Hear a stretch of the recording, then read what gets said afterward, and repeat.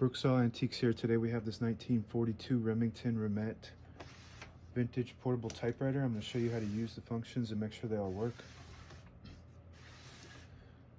This one was manufactured as a budget typewriter. It doesn't have a bell that dings at the end of the margin and a color selector switch that prints both portions of the ribbon. Also other features like a scale in the front and a paper guide. So it's very basic, but I actually like that less things to go wrong with the machine, and it doesn't have all these bells and whistles that you don't really need anyway.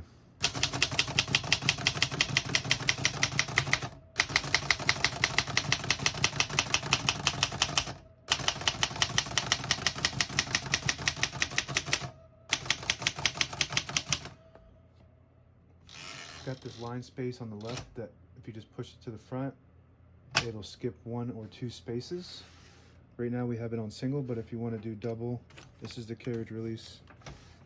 There is a little knob right here, and if you pull it out and move it to the back, it'll skip 2 when you hit that line space. We're going to keep it on single for now and finish typing. As you can see, all the keys type nice and none of them skip or stick. I'll type a sentence on the next line.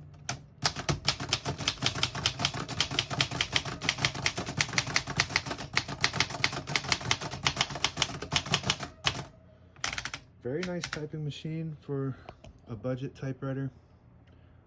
Remington made some of the best typewriters during this era. The print looks really good. And it's just well designed, made out of metal, not plastic, so that anything you buy brand new is just very cheaply made.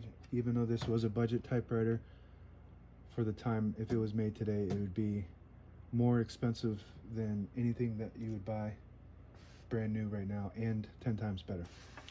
To pull the page out easy, you just flip this switch back and it'll unlock the rollers underneath the platen, allowing you to pull the page out easy or load thicker paper like carbon copy, cardstock. Make sure you flip it back to the front before you load the next page, or else it won't load correctly. And a backspace on the top right, that works good. Shift on each side and a shift lock on the left. To clear that, you just hit the shift button again. And doesn't have that many functions, so I'm just going to go over what we got. These are the margins back here. So this is just where you're going to stop with no bell. And on this side, that's your other margin. Those work good.